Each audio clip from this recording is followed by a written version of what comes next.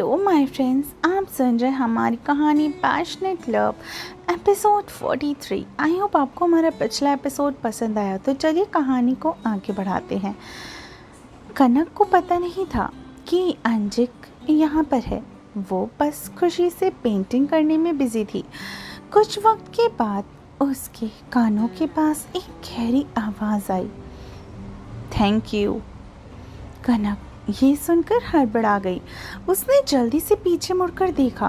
अंजिक उसे ही मुस्कुराते देख रहा था। कनक सीधी खड़ी हो गई और अपना सिर नीचे झुका लेती है। अंजिक उसे नशे से देख रहा था। अंजिक के कदम अपने आप ही कनक की तरफ बढ़ने लगे। कनक उसी जगह जैसे जम सी गई। पीछे कैनवास था, क्या वो दूसरी तरफ भाग जाए? कनक को खुद समझ ही नहीं आ रहा था। अंजिक धीरे धीरे उसकी तरफ झुकने लगा। दोनों की नजरें मिली। कनक की सांसें थम सी गईं। कुछ पलों के लिए उसकी धड़कनें बहुत तेज, किसी बुलेट ट्रेन की रफ्तार से दौड़ने लगी, जिसे अंजिक तक साफ साफ महसूस कर पा रहा था। अंजिक का चेहरा कनक के चेहरे के बेहद करीब हो गया। अंजिक ने अपना एक हाथ कनक की कमर पे रखा और दूसरे हाथ को पीछे की तरफ उसका गला पकड़ लिया। अंजिक को अपने इतना करीब देखकर कनक ने अपनी आंखों को बंद कर लिया, वो भी काफी कस के। उसका हाथ अंजिक के कंधे पे चला गया।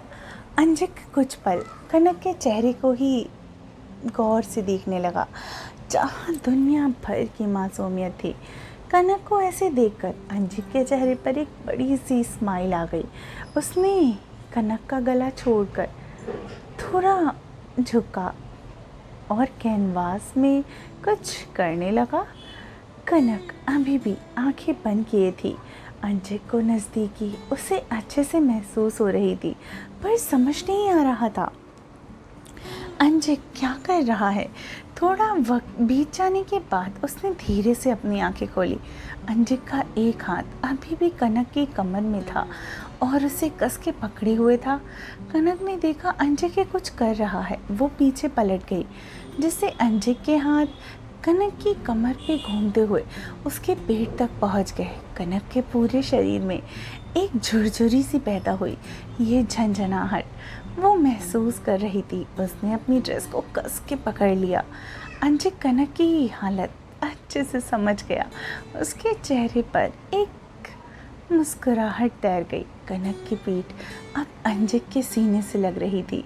वहीं अंजिक आगे की तरफ झुका था। कनक ने पेंटिंग को देखा, जहां अंजिक अपनी पेंटिंग में गले में एक तरफ कुछ कर रहा था। हाँ, ये तिल है। कनक ध्यान से देखने लगी। अंजिक उससे दूर हुआ और 2 कदम पीछे जाकर कहता है, अब हो गया। कनक पीछे मुड़कर उसे देखने लगी।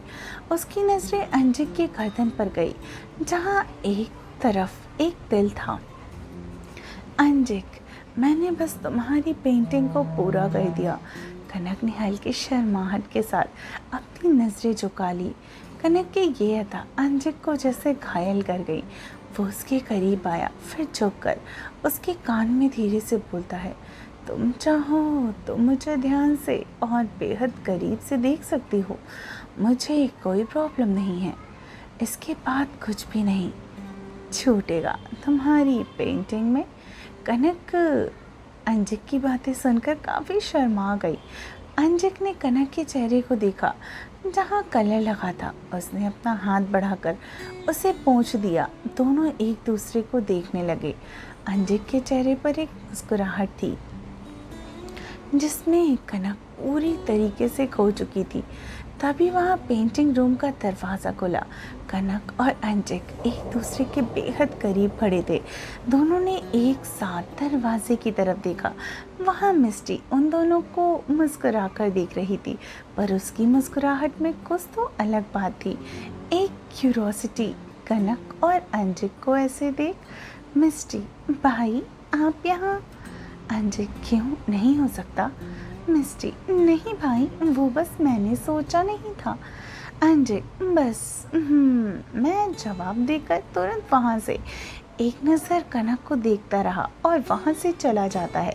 मिस्टी कनक के पास आकर उसके कंधे पर अपना कंधा रखकर बोलती है, क्या बात है दी, आप और भैया यहाँ अकेले अकेले। कनक उसकी बातें सुनकर जैसे झेप सी गई। मिस्टी, वैसे मानना पड़ेगा, भाई तो बेस्ट है। देखो ना, 5 दिन तक आपको बुखार था, पर जैसे ही भाई आए आपकी बुखार चुटकियों में गायब हो गया। मिस्टी की बातें सुनकर कनक उसे मासूमियत से देखने लगी। वो खुद सोच में पड़ गई, हाँ ये तो सही बात है, जब से अंजिक आए हैं कनक को अब बेहतर महसूस हो रहा था।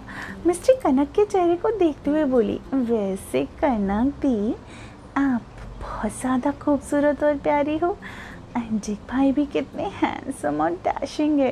हाय, सच्ची में आप दोनों की जोड़ी बन जाए तो। मिस्टी की बातें सुनकर कनक के चेहरे पर अनजाने में एक लालिमा सी छा गई। मिस्टी उसे देखते हुए कहती है, और दी, आपके गाल तो अभी से लाल हो रहे हैं। मिस्टी की बातें सुनकर कनक ने अपने गालों को छुआ।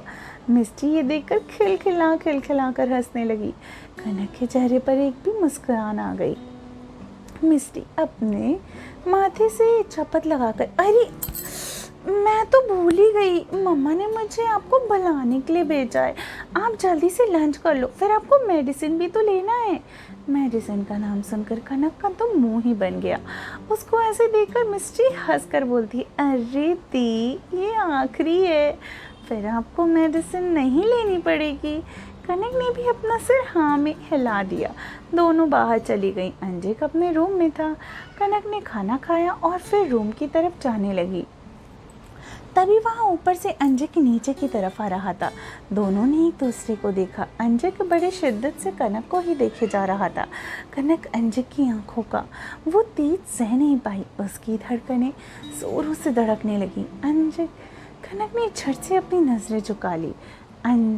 कनक ने ऐसी नज़रें झुकाने पे हमेशा अंजिक के चेहरे को वो मुस्कान और भी गहरी हो जाती थी। नज़रें मिली और नज़रें झुकी, इतनी सी बात है और हम बर्बाद हो गए। कनक ने फिर अंजिक की तरफ नहीं देखा। वो सीधा अंजिक के बगल से निकल गई। अंजिक अभी भी बस उसे ही देख रहा था।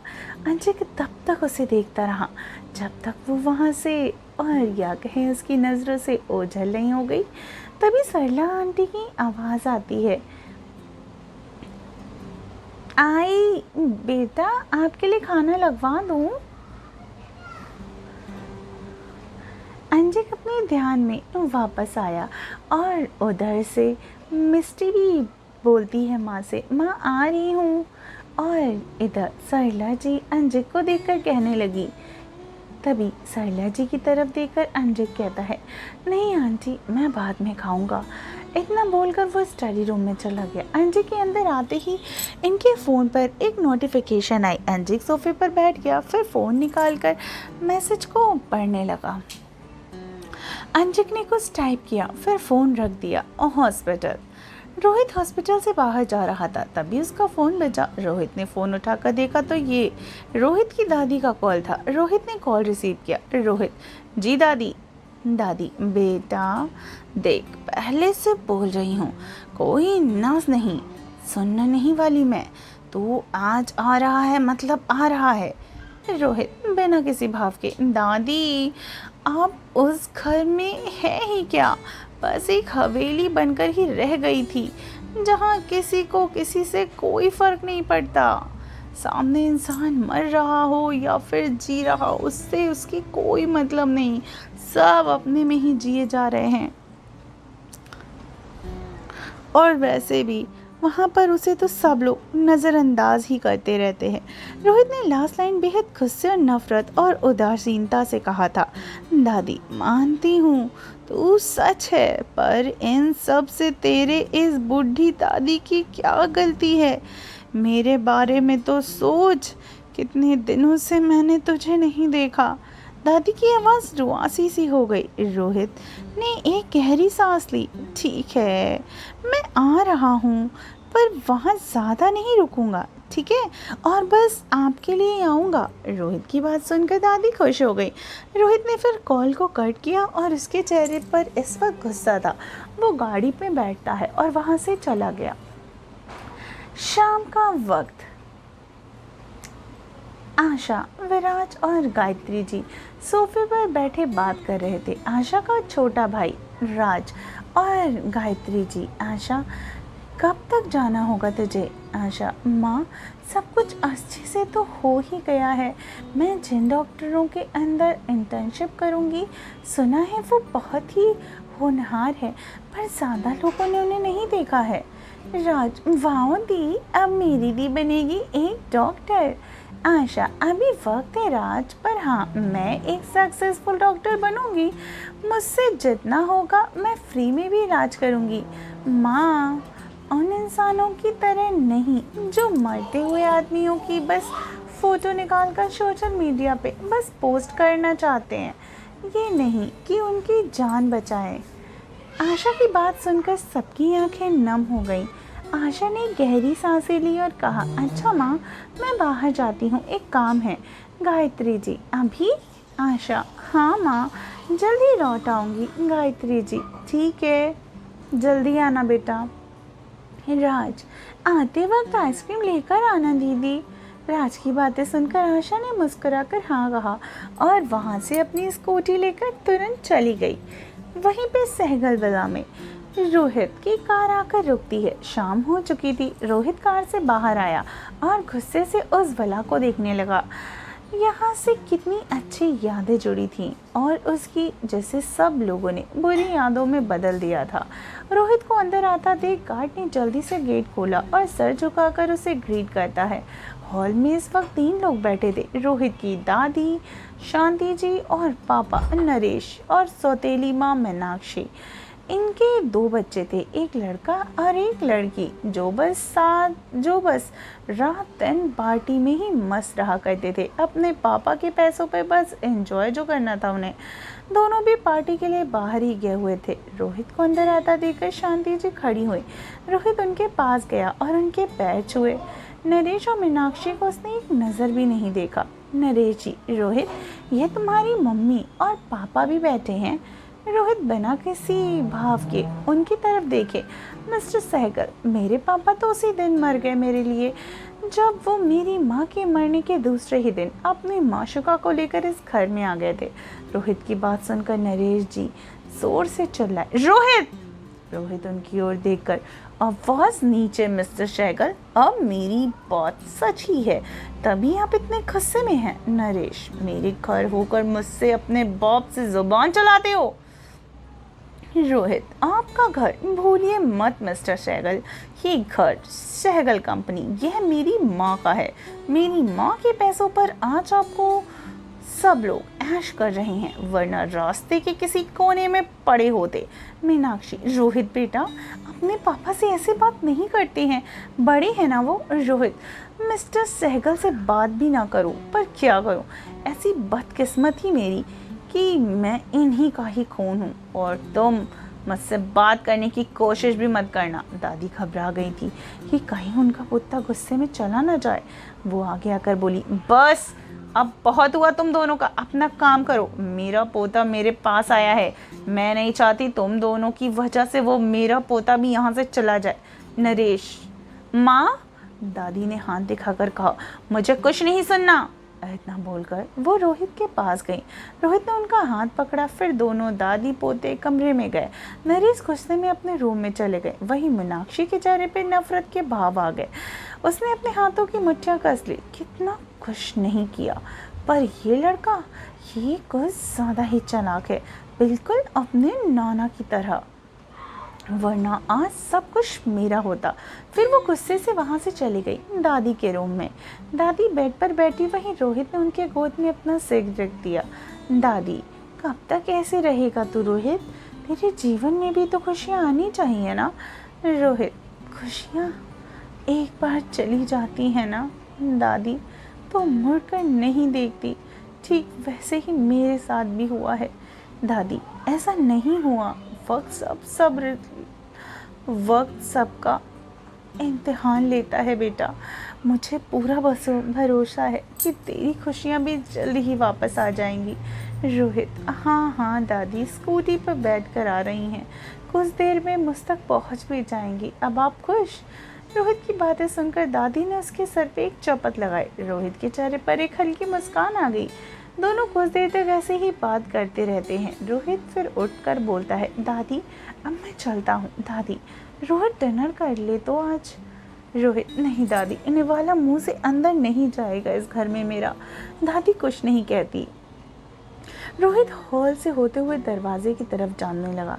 सामने से एक लड़का और एक लड़की चले आ रहे थे। उनके चलने के अंदाज से लग रहा था दोनों काफ़ी पी रखी थी दोनों ने। रोहित ने उन दोनों को घूरा और फिर नरेश को देख उनकी तरफ एक मजाक उड़ाने वाली हंसी के साथ वहाँ से चला गया। रोहित का मूड अब ऑफ हो चुका था। उसे हल्का गुस्सा भी आ रहा था। उसका ध्यान सामने नहीं गया। सामने से कोई बच्चा दौड़ कर आ रहा था। बच्चे को कुछ होता उससे पहले ही किसी ने उसे पकड़कर दूसरी तरफ कर लिया। इस वक्त वहाँ ज़्यादा लोग नहीं थे।